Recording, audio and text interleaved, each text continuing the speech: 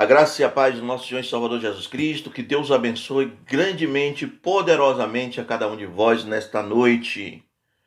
Que Jesus possa tocar aos corações das famílias, curando, libertando, transformando, restaurando, pelo poder que há no nome de Jesus, né? Querido, mais uma vez estamos aqui para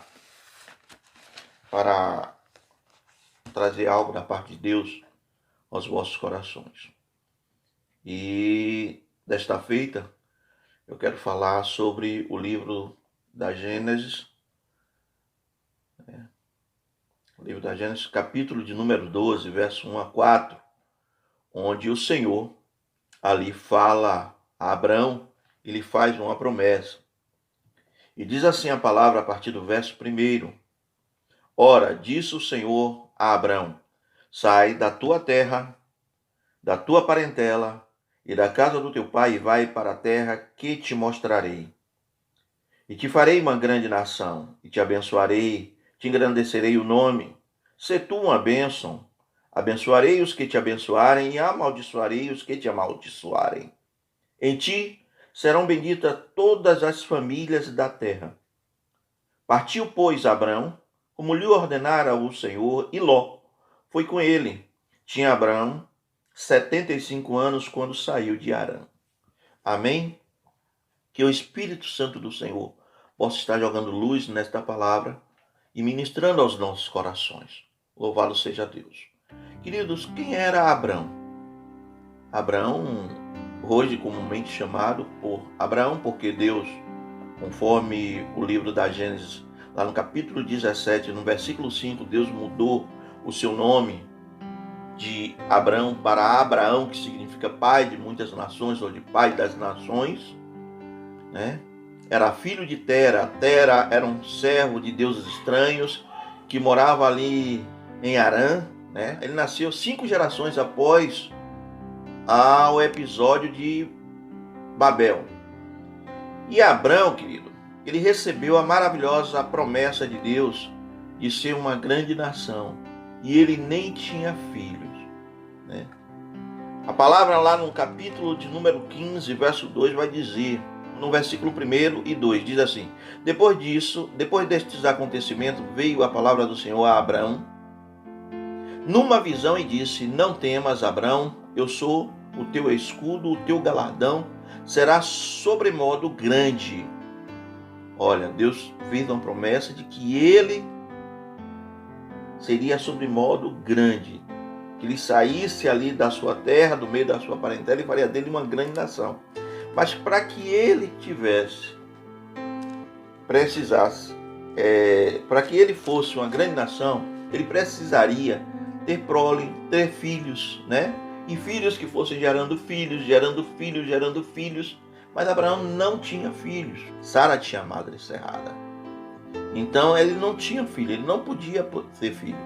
Então ele responde a Deus, lá no versículo 2, ele faz o seguinte: respondeu Abraão: Senhor Deus, que me haverás de dar, se contudo sem filhos e sem herdeiro da minha casa? É o Damasceno Eliezer?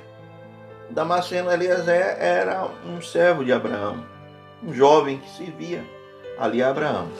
Mas Deus estava falando que esta promessa de dar um herdeiro a Abraão, um filho a Abraão, seria das entranhas dele e das entranhas de Sara. E a promessa, querida, ela demorou a se concretizar, ela demorou a se cumprir, né? Mas Abraão, ele cumpriu a vontade do Senhor e por isso ele foi abençoado. E eu começo a aprender que quando nós cumprimos a vontade de Deus, obedecemos a sua palavra, obedecemos os seus estatutos que está contido na Bíblia Sagrada, nós somos grandemente abençoados.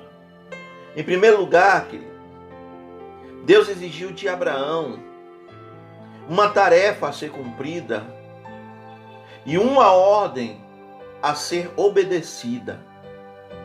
Uma tarefa a ser cumprida e uma ordem a ser obedecida. Abraão teria que cumprir fielmente.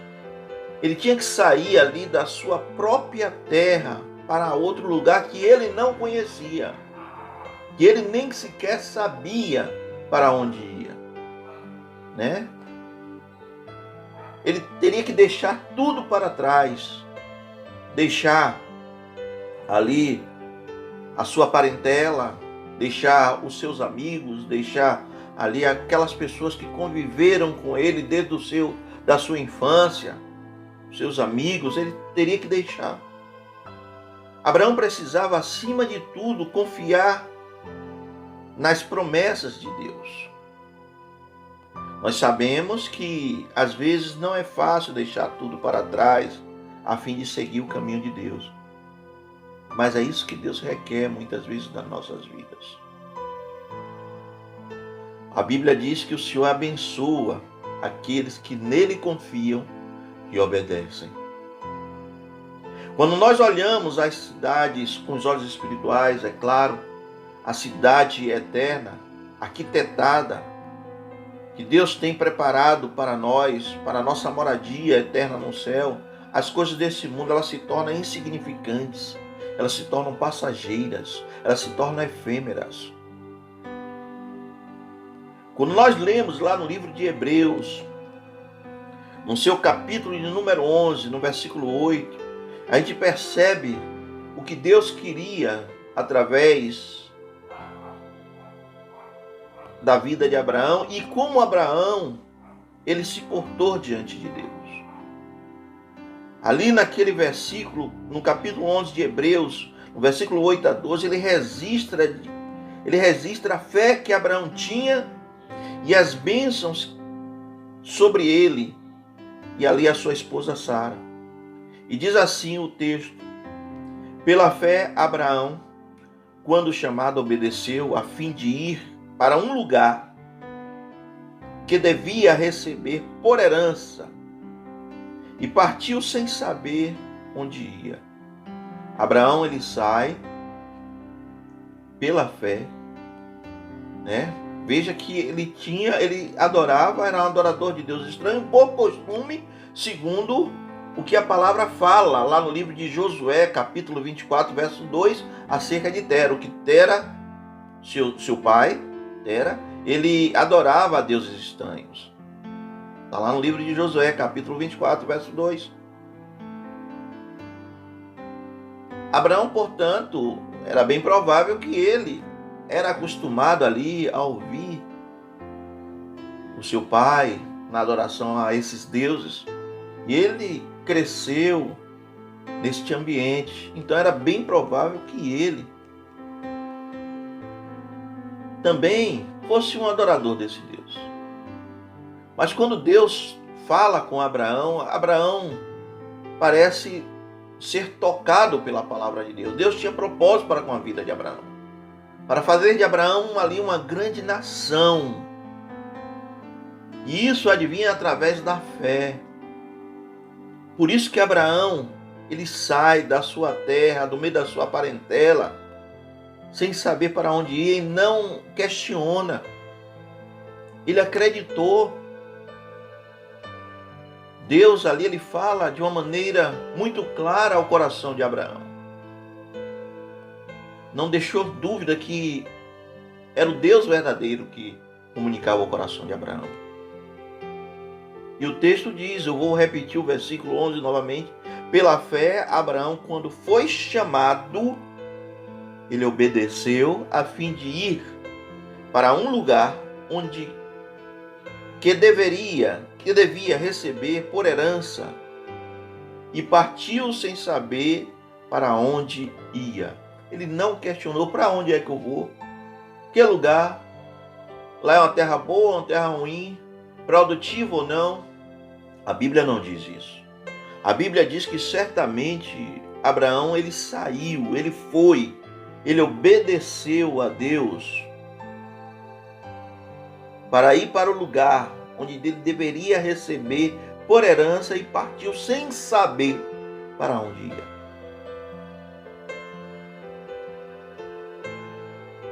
Continua o versículo 9, dizendo o seguinte: pela fé, peregrinou na terra da promessa, como em terra alheia, habitando em tendas com Isaque e Jacó, herdeiros com ele da mesma promessa. Porque aguardava a cidade que tem fundamento, da qual Deus é o arquiteto e o edificador. Veja, pura e simplesmente pela fé, Abraão começa a peregrinar, a andar de um lado para outro, ali na terra da promessa, como uma terra desconhecida, passou a habitar em tendas com o seu filho Isaque, né? E Jacó, também herdeiros da mesma promessa. Por quê? Porque ele aguardava a cidade que tem fundamento, da qual Deus é o arquiteto e é o edificador. Aqui não está falando de uma cidade física, mas uma cidade espiritual. Uma cidade que está preparada para todos aqueles que amam a Deus, que obedecem à voz de Deus, que se entrega a Deus. E o texto diz, pela fé, também a própria Sara recebeu o poder para ser mãe, não obstante a avançada idade da sua idade, pois teve por fiel aquele que lhe havia feito a promessa. Por isso também, de um, aliás, já amortecido, saiu uma posteridade tão numerosa como as estrelas do céu, e é inumerável como a areia que estava na praia do mar. Amém? Abraão, querido, ele foi o precursor da fé. A história, ela começa, e hoje o evangelho ter chegado até nós, mas ela teve início lá no Antigo Testamento, ainda no livro de Gênesis, com esse chamamento de Abraão. Através de Abraão, Deus havia feito uma promessa que seriam benditas todas as famílias da terra. Este evangelho chegaria, a palavra de Deus, o conhecimento de Deus, a esse Deus vivo, a esse Deus poderoso, a este Deus que nós adoramos, ele chegaria a todas as famílias, dando a entender, a demonstrar que Deus tem propósito com a família. Mas para tanto, como vimos aqui, Abraão, ele buscou cumprir a vontade de Deus. Precisamos cumprir a vontade de Deus, entender quais são os reais propósitos de Deus para as nossas vidas e cumprir a sua palavra.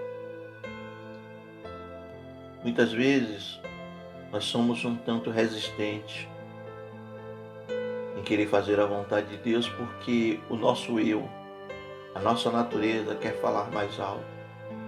Nós precisamos abrir o coração, lembrar que quando nós abrimos o nosso coração, a nossa alma, em atentar para as coisas de Deus, Deus tira, Deus transforma as nossas vidas. Ele tira este coração de pedra duro, este coração que não atenta para as coisas dele, e põe dentro de nós um coração de carne, um coração disposto a entender os seus propósitos, a ouvir a sua palavra. Precisamos ter esta vontade dentro de nós. Deus, ele não viola livre-arbítrio. Deus não invade o coração de ninguém. Eu preciso desejar, ansiar a buscar as coisas de Deus. Precisamos também deixar para trás tudo aquilo que nos impede de buscar a Deus. A palavra do Senhor diz: buscar-me-eis e me achareis quando me buscardes de todo o coração. E para que nós possamos buscar a Deus de todo o coração, requer de nós desprendimento. Vivemos em uma época materialista, onde muitas pessoas estão presas àquilo que possuem, a dinheiro, a carro, a uma vida de deleite. E a Bíblia diz: louco, ainda hoje poderão pedir a tua alma o que tens preparado e para quem será. Precisamos deixar, querido, tudo que nos impede de buscar a Deus. Eu não estou dizendo que você não possa ter alguma coisa para a sua satisfação pessoal, com a sua família, uma satisfação sua. Não, eu estou dizendo aquilo que lhe impede de buscar a Deus. Muitas vezes nós não buscamos a Deus porque com medo. Nós lemos aqui outro dia acerca de Nicodemos, né? Falamos acerca de Nicodemos, da sua posição social na sociedade, e para tanto, para que as pessoas não olhassem para ele e vissem que ele estava buscando o Senhor, ele foi ter com o Senhor Jesus à noite. Então muitas vezes a gente é um carro que está nos prendendo. Eu conheço uma história, e eu já falei isso aqui, não queria ser repetitivo, mas de um jovem que queria ser missionário, e ele foi ser missionário. Chegou lá, de repente ele queria ter um carro, mas quando ele teve o carro nas mãos, ele deixou de fazer a obra de Deus e começou a final de semana a passear, porque tinha um carro na mão. Então, querido, nós precisamos deixar para trás aquilo que nos impede de buscar a Deus. Busque a Deus de todo o coração. Aproveite, porque haverá tempo que o Espírito Santo não se fará mais presente aqui nesta terra, né? Precisamos buscar a Deus. E um terceiro ponto que eu aprendi aqui é que Abraão, ele confiava em Deus. Ele confiava nas promessas de Deus. Nós precisamos aprender a confiar nas promessas de Deus. Confie na promessa de Deus. Deus tem uma promessa para a tua vida. Eu não sei o que Deus tem proposto para você, mas eu acredito que Deus tem promessa. Tem promessa. E a promessa de Deus, querido, ela se cumpre quando nós colocamos o coração na promessa. Nós passamos a acreditar na promessa. Às vezes as pessoas já ficam meio desesperado, meio angustiado. Senhor, já tenho tanto tempo na tua presença e parece que nada vai mudar na minha vida, nada muda, nada acontece. Acontece na vida de fulano, ciclano, beltrano. Quando nós pararmos de olhar mais para a vida das pessoas, o que Deus tem feito na vida das pessoas, e olharmos para dentro de nós, o que Deus tem feito dentro da nossa vida, com certeza muito mais Deus fará. Pare de contemplar a bênção na vida do teu irmão e contemple a bênção que está na tua vida. Só o fato de você ter acordado, ter chegado até aqui, na certeza de que Deus está contigo, já é uma vitória, irmão. É uma vitória. Então confie nas promessas de Deus para a tua vida. Não contemple a promessa de Deus na vida de A, nem de B, nem de C, mas contemple nas bênçãos de Deus para a tua vida. Acredite. Abraão levou 25 anos para que a promessa se cumpra. 25 anos. Nós precisamos entender, querido, que Deus, Ele não falha. Deus, Ele não retroage em seus propósitos.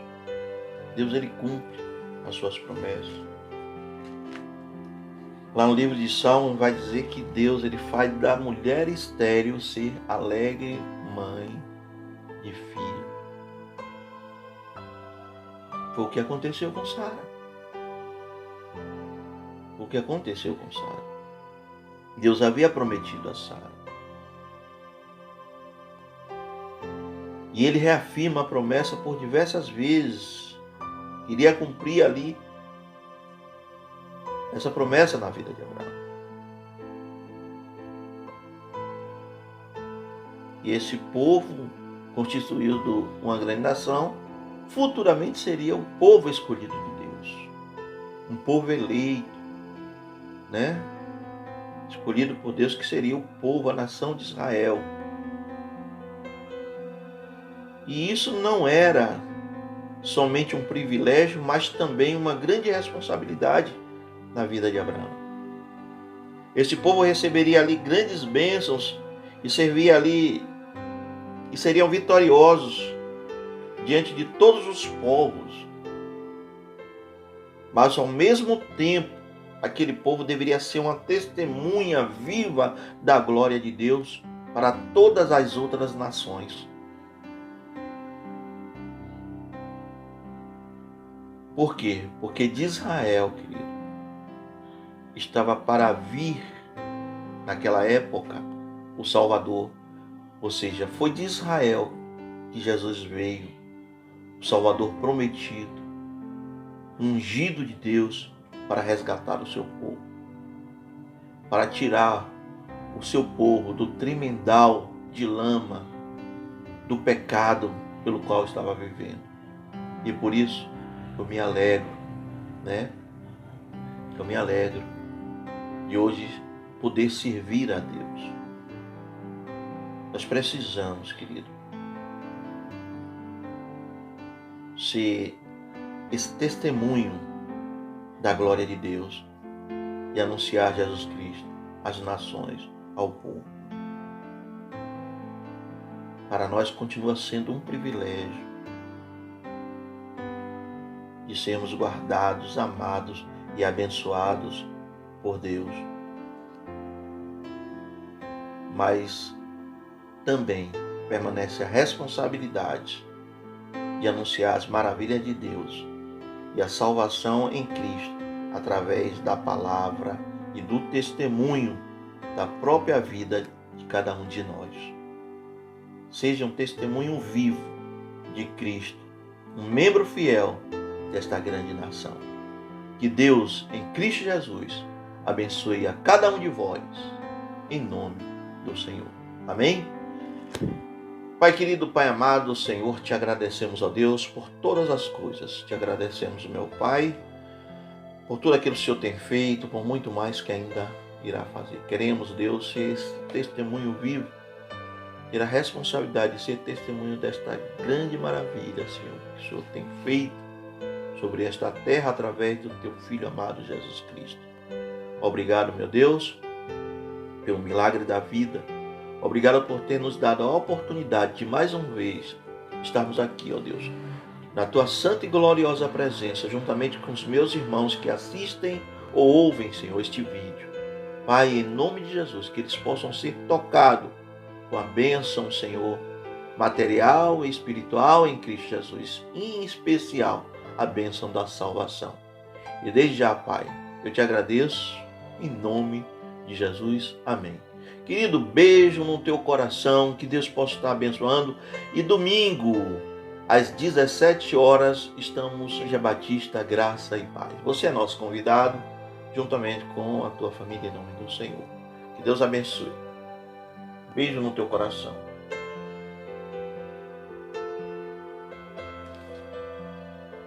Um beijo no teu coração, que Deus possa estar abençoando a tua vida, em nome de Jesus.